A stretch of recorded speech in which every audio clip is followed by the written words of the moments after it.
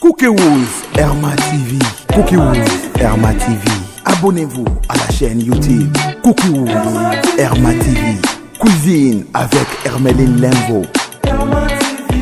Tonsiki elubu na bisambe mbezo toka nanu.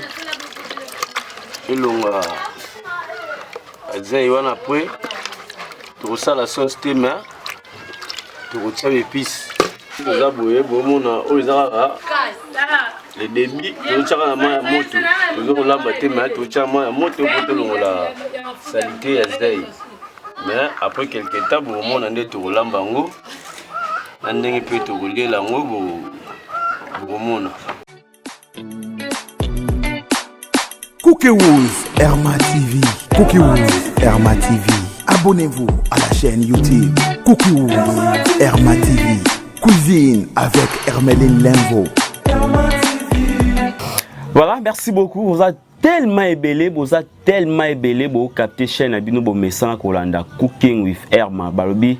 Vous continuez toujours à s'abonner, s'abonner massivement na chaîne Abisso Cooking with Herma. Voilà, na pesi mbote na ba nyonso balanda gelon tseka ezo salanga vraiment bien. Boyebi ke chaîne to laksa binonde basala ka elubu et sala rabiso vraiment plaisir à des gars. Na profiter na pesa pe mbote na Nerva Lemvo NNK hein ba mbote belé na pesi pe mbote na Hermeline Lemvo hein Herma TV ba mbote ebele et sima ya caméra toza bongo na Serge Monoki hein papa na Paris Monoki yende mutapesa biso ba image ezo salanga vraiment plaisir na makasa Serge Monoki abande ko tambola pour na ozula bino ba image et Serge Monoki akende tina commune ya Matete akende ko kutana ndeko Shadrack hein ndeko Shadrack oyo asaeli biso elubu ya Mbembe alakisi biso ndenge balambaka Mbembe bazaki wana Serge Monoki bolanda hein nayebi ki Mbembe eza bilo elesa ma pe moi trop olinga olamba Mbembe moyeba ate balamba ngo ndenge nini azana kati ndaku ne moko boye basala ndenge nini ndeko Shadrack almeka mpe ko lakisa biso ndenge balambaka Mbembe na makasi ya Serge Monoki tozwa ba image et moi je vous retrouve après ceci. Mbembe photo.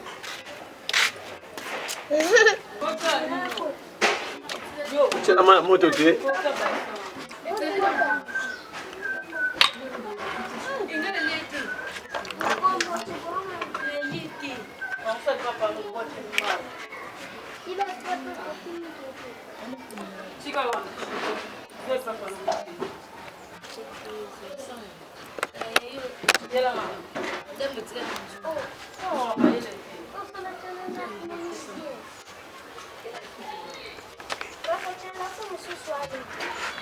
Si voilà, ça donne un saut.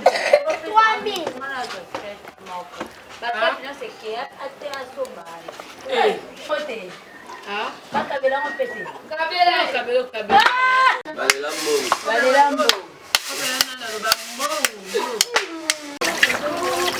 Oyo, tosala Mbembe na lingala na français escargot.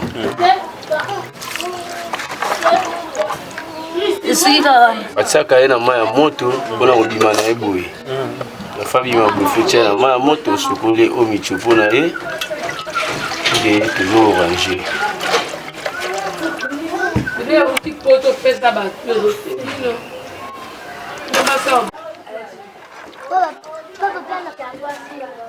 bilubu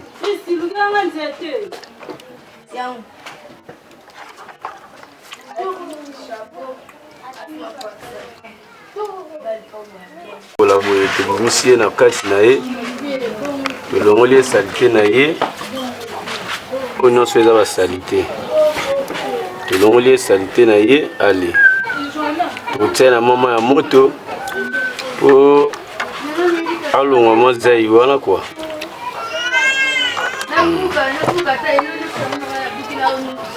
escargot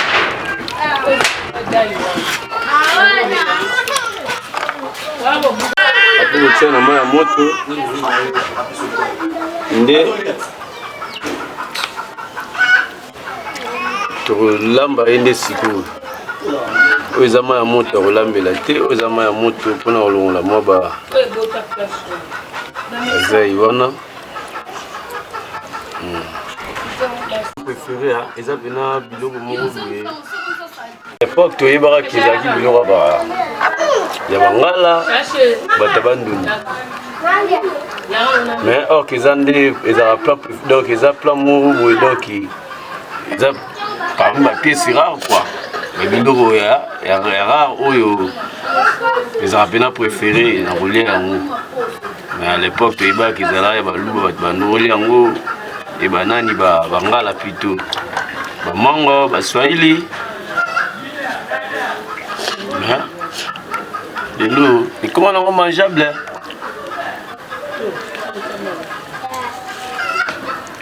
mokongo ya moluba moswahili d'ailleurs kutu ezanga bato moko ndemo mpe toandongoyeba na kala ke baluba bato bandongolia mbwa na lelo ekoma bato tu bikolo nyonso vraiment otika même na bamarché puisque lia mbembe boye faut avoir la grâce quoi donc eza baplat moko boye eza rare mpona kodécouvrir yango bachonga yango edimela toza boye bomona oyo eza kaka le débit tozotiaka na mai ya moto tozokolamba te mai tozotiaka mai ya moto mpo tolongola salite ya zai mais après quelque temps bomona nde tokolamba yango na ndenge mpe tokoliela yango bokomona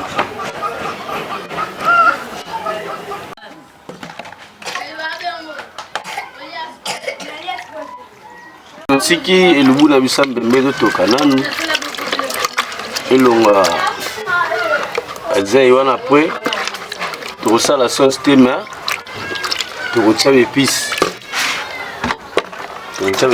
wana makasi toki mbala moko nde okende kobeli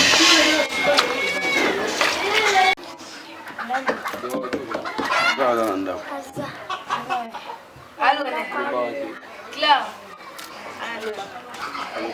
komi tala na biso ya kosala ai totia na ebu na biso ya mbembe boye mpe tomoni awa mpe deja toki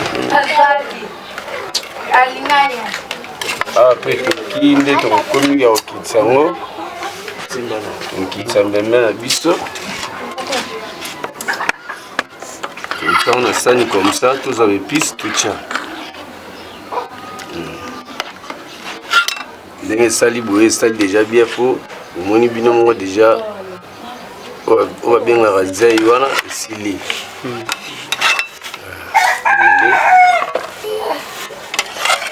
tokotia bilubu na biso na sani comme ça toza l'épice tobongisi assaisonnement ale tosali asi bino moko bomona déjà nde tozokende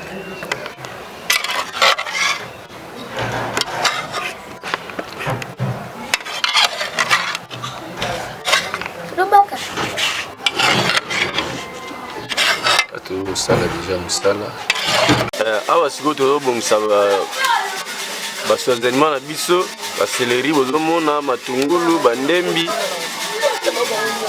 baai na balwili na biso nyonso awa tobongisi déjà soki osepeli okoki kolamba yango mpe ya mwamba tout soit okoki kolamba yango ezanga nango mwamba donc yaka ça dépend ya goût na yo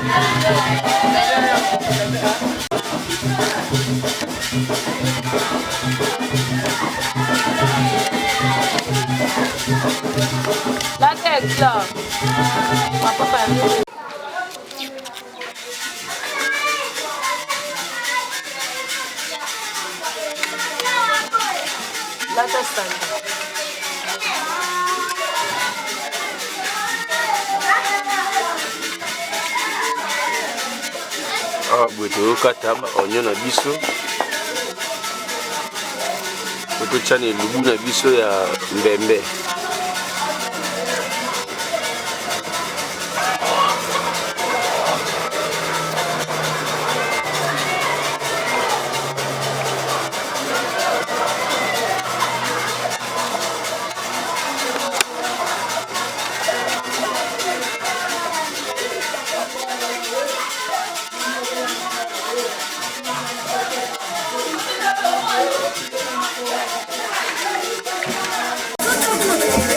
Oh basozelema na biso to bongisi pona olambela mbembe na biso.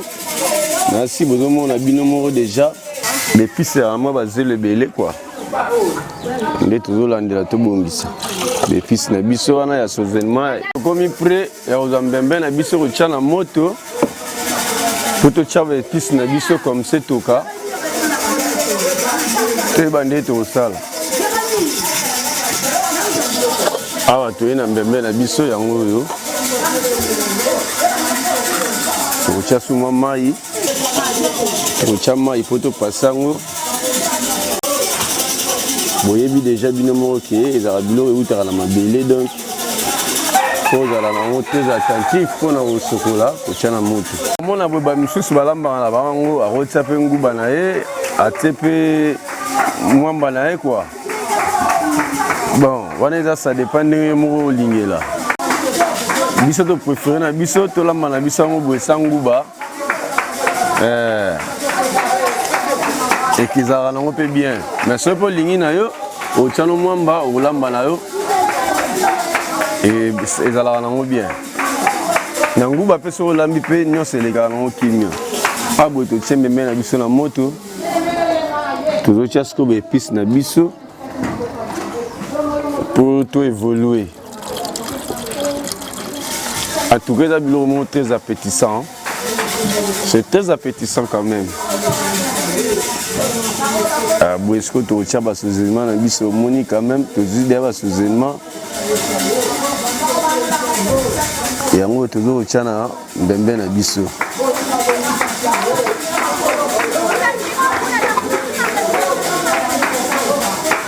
Biseau.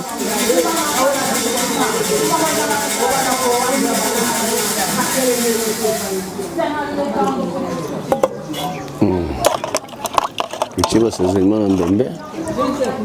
Comme ça, tous les toka. Ce qui est les gars na téléphone, tout peut na caméra, mais le boyo qui est mer. Malheureusement, il comme raconté. Toujours l'huile na biso. Nitocha na ndugu na biso oyo ya mbembe.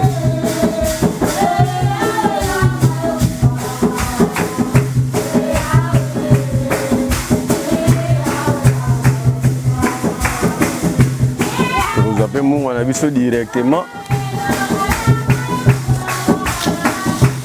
Tochambala moko na mbembe na biso po kotoka na ye wana akotaka na mungu na ye directement.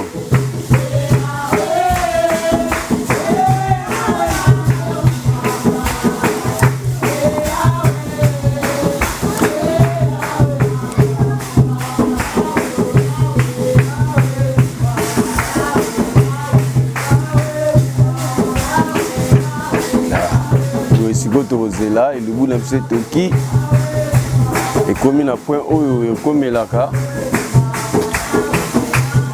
ndetro qui ça siko boye tozo finira bilo na biso tozela évoluer toka comme ça toreba ndenge ekobelela ma TV sonore botala nga shadak ngayo tozolamba yo na lambi elubu na nga mbembe batu mususu kande na FC bino balamba ngona mwamba bamsusu nga na préféré na lamba na ngo boye. Donc en tout cas vous s'abonner na RMA TV sonore ndenge bo découvrir ba maramususu oyo za na kati wana. En tout cas merci beaucoup to RMA TV baba yo trop biloko na biso to lambi yango yo nde tozo finika ngo et toka comme ça toroye ba rekobela. Na sala le bout na mbembe mbembe te ba kiango za ki mingi biloko bangala. Mais cette fois-ci bon ndenge to yebela ki za ki bangala mais elle te découvrir que azapena biloko moko très important en plus c'est ça qui toko musuni azanga mukuwa nde to comme na biso to préférer na biso ngo quoi. En tout cas RMA TV baba ya trop bambota trop. Ketino ye to na kinyawa nabi ke bato ebele ba ko s'abonner na RMA TV Sonore pe bamota trop to comme une étape na biso ya bilobu na biso et comme d'ailleurs qui na robela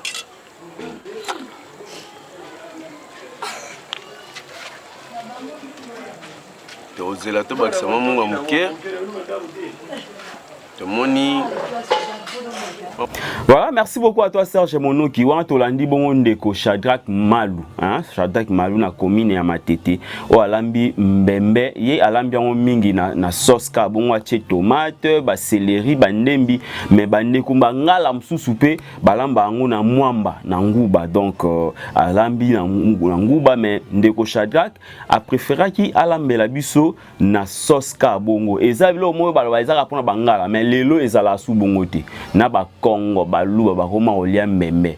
Donc bozaka na chaîne abino Cooking with Herma bandeko belé ba osenga biso belubu, hein, tout européen to pando pesa bino belubu ya ndenge na ndenge na makase ya Serge Monoki. Merci beaucoup na NNK Sonore, merci na Herma TV, merci na Serge Monoki pour les images. Un grand merci à toi @gelna, mais c'est English pour na musala et ça vraiment bien. Balobi to zongeli émission na Herma TV, bo s'abonner to zongeli sous émission makasi na kati ya chaîne abino studio NNK Sonore TV et ça la bien et oyo toza na kati ya chaîne abino Cooking with Herma botala belubu ya Herma TV et ça la bien bo continuer ko s'abonner bo partager l'émission à Gelanteka et ko ça la bino vraiment et ça la biso plaisir à toi et d'ici là portez-vous bien. Quant à moi les rois des shows, les rois d'ambiance, je vous retrouve dans un autre numéro. Bye bye.